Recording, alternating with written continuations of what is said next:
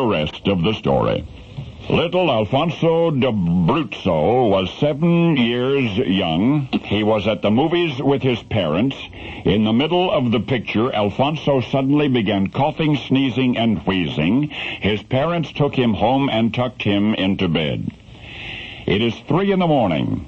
when mother and father are awakened to their son's cries. Now he is on the bathroom floor. He'd had a bad headache, had crawled from bed to the bathroom to throw up, but when he tried to stand up, his knees had buckled and he fell. Alfonso was carried back to bed.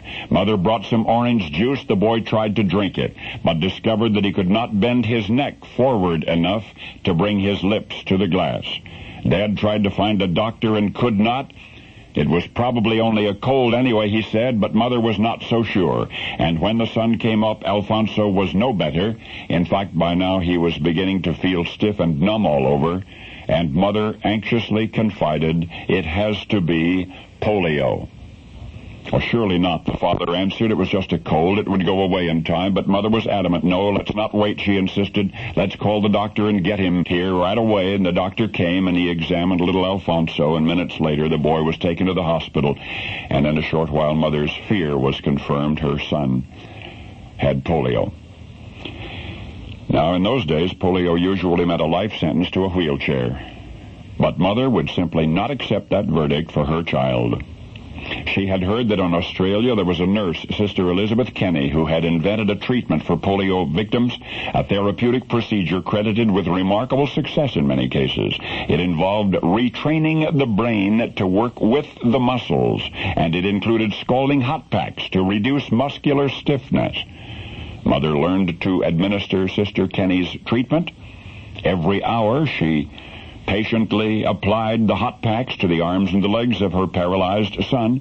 The therapy continued for 8 months, followed by other therapies, which Mother also supervised. And although Alfonso was 11 before he was able to return to school, he returned as an entirely healthy boy.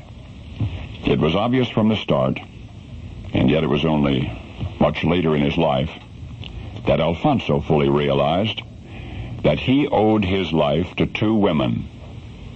He owed his life first to his mother, and she is somebody you know. She had insisted that the boy be examined promptly.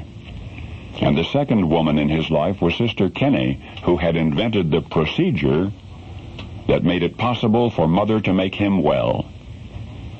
And yes, the memory of those 2 very special women in his life did indeed affect his opinions when he grew to adulthood, on feminism in general, and on the Equal Rights Amendment in particular. He was and remains a militant disciple of equal rights for women.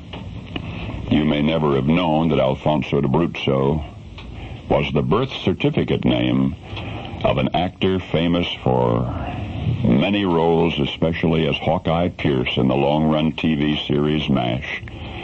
Alfonso d'Abruzzo was Alan Alda. And now you know the rest of the story.